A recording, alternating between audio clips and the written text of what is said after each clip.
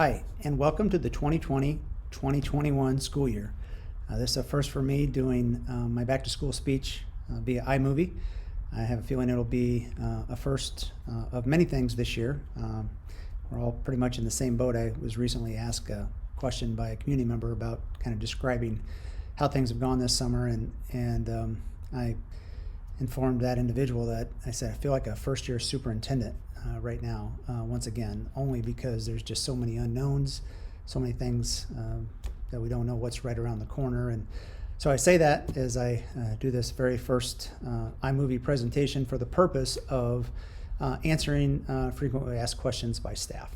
But before I do that, real quick, I just want to say thanks. I want to say thanks to our staff for the spring and the work that you put in, as well as over the summer for your patience. Man, I heard so many positive comments about how you cared for our students and their families during this trying time. So thank you. And we're going to be challenged to do that again. As I said, there are 6 questions that have been pretty much kind of guided the questions that have been asked of me in the last month or so. And so I just wanted to go through those, give you a consistent message, and hence why I'm doing this video in this format. First question is, what should be our focus at the start of the school year? I'll just kind of run through them real quick. Secondly, are we considering going to fully remote learning at this time? Third, will teacher evaluation be different? Fourth, will ESP evaluation be different? 5 is, can staff bring their biological children with them to school? Stay with them after school. And then number 6 is, can they bring them to school in the mornings? So I'm just going to go through each one of those questions. I'll start with number 1. What should be our focus at the start of the school year? It should be what I just talked about. It should be caring on our students, caring for one another, and taking care of ourselves. I think we should realistically, my opinion is we should put our pencils down, and we should use our voices and our hearts, and we should talk to our students. We should talk to our peers, even self-talk with ourselves to make sure that those around us are doing well. What do they need? Asking your students, again, just talking with them. How are you? What can I do to help? What are your barriers to learning right now?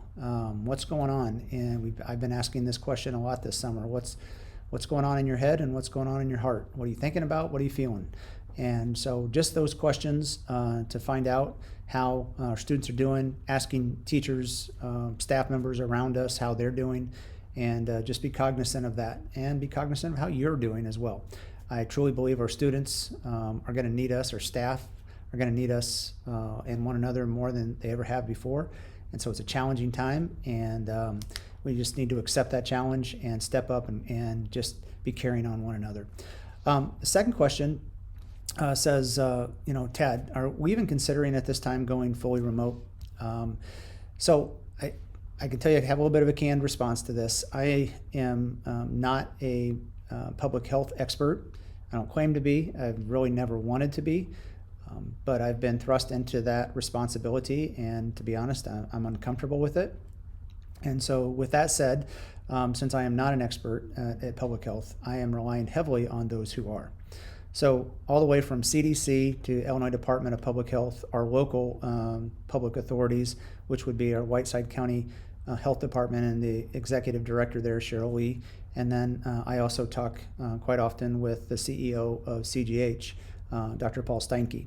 And those are the people that I'm relying on for information about the pandemic, about public health, and what we should be doing. And I can tell you at this point in time, all 4 of those entities suggest that we start school back with a face-to-face option as well as remote learning. And so we are doing really what they're expecting us to do. Now, if and when that time does come and their recommendation does change, we will evolve with that. And so we're taking our advice and from those experts, and many have asked me, hey Tad, what's the magic number that you're gonna, quarantine everybody and call everybody back home?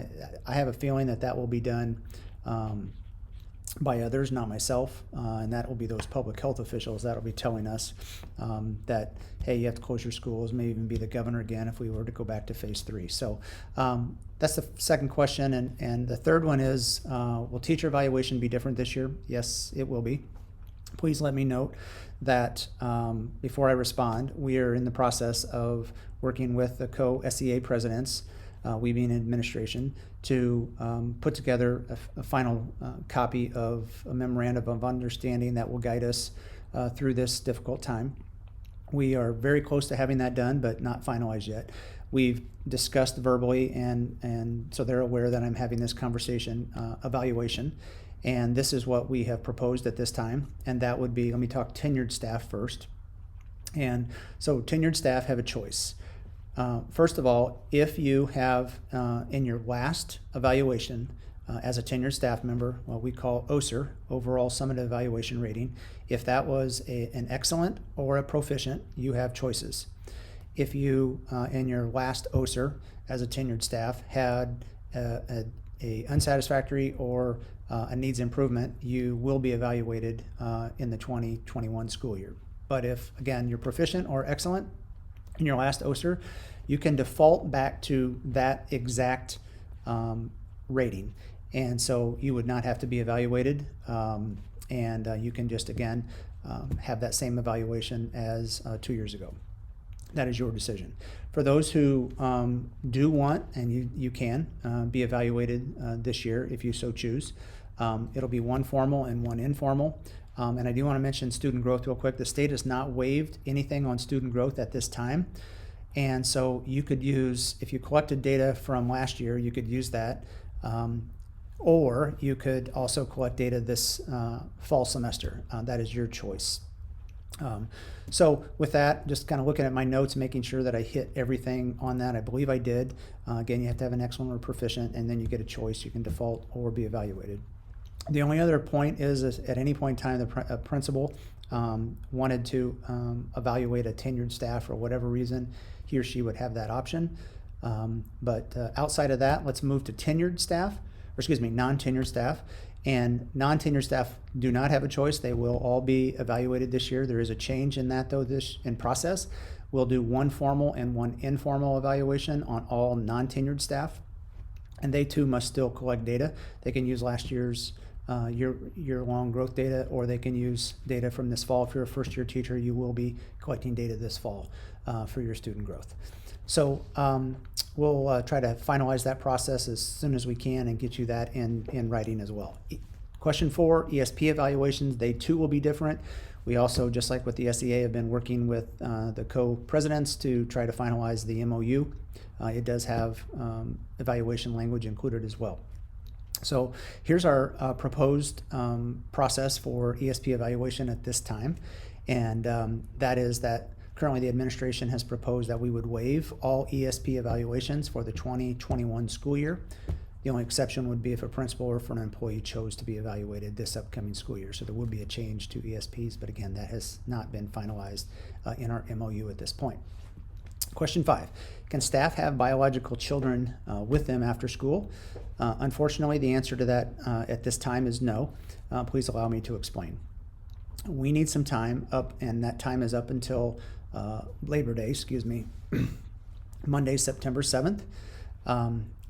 Let me just back up real quick and just apologize. I'm sorry that this is inconvenient for our families. I'm aware of that. I know this is an issue, again, because of inconvenience. And for those staff members that have young children that come traditionally spend time with them after school. So, excuse me.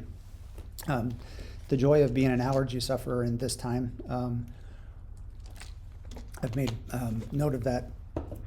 People look at you like you have the plague, but I asked for staff to be patient on this topic, and that is because here's the gist of it. We need time. I talked about the unknowns earlier, and we don't know what's around the corner. We are asking staff to be patient with us and not have their kids with them at least until Labor Day so that we can have some time to determine what our cleaning protocols are going to entail. We have no idea how extensive that's going to be, how much time that's going to take, how much product that's going to be. And so we're just asking, excuse me, for the purpose of safety for your children, if you would please just give us some time to see what those are like, and then we'll reassess. So 2 things that we've done to try to minimize the inconvenience for this issue and the decision, and hopefully will assist our our staff and their families in childcare. We're going to continue to run our internal shuttles that we've done as a nice privilege for our staff members, and we're going to continue to do that, and your children can continue to ride those. We just ask that when they get to your building that you have transportation there, or you're ready to take them home. And that's the second point, that we've worked to assign all SEA staff either their planning time or their lunch immediately following the approximate 1:30 dismissal time, to give staff, if they need to take their kids to daycare or home or whatever that case may be, they would have that opportunity. So after Labor Day, I'll reassess and see if we can accommodate this special circumstance for staff. But in the meantime, I'm sorry, and I appreciate your patience. Then last question, can staff have their children with them before school? It is a different situation because we are not in a cleaning regiment. So at this point in time, I will allow biological children of staff to be with them before school. It's a very sensitive subject, please know that, with our healthcare experts. So I need staff to strictly follow these 3 guidelines. Number 1, your child or children must remain with you and in your classroom at all times. If they need to go to the bathroom, I'm hoping that they can do that before they get to school, and again, so that we can keep those sanitized areas clean and we don't worry about cross-contamination. Number 2, this is only for children who staff members live with. So again, if you have a child, stepchild, niece, nephew, grandchild, that's perfectly fine as long as he or she lives with you, and no friends or no relatives of your children's or yours may be present during this before school time. Again, for the purpose of cross-contamination. And then lastly, the third requirement is that masks are worn by all at all times in school. So again, I just reiterate, please know this is a privilege for our staff, and we're offering it to staff, so please don't abuse it, or it's something that our health experts could take away from us, and we'd have to make decisions to stop offering that. So those are the 6 questions that I have that have been frequently asked of me. I hope that I've been able to respond to them. As always, don't hesitate to let me know if you have questions or concerns. You're really good about that, and I appreciate that. So I thank you for your time today, and I want you to remember, take care of yourself, take care of others around you, your peers and our students, their families included, and love on them, care on them. Continue to do what you always do, and just do not ever forget that you are valued. You're a difference maker in the lives of those around you, especially our students, and that is an awesome thing. So thank you for all that you do, and I hope you have a great 2020-2021 school year.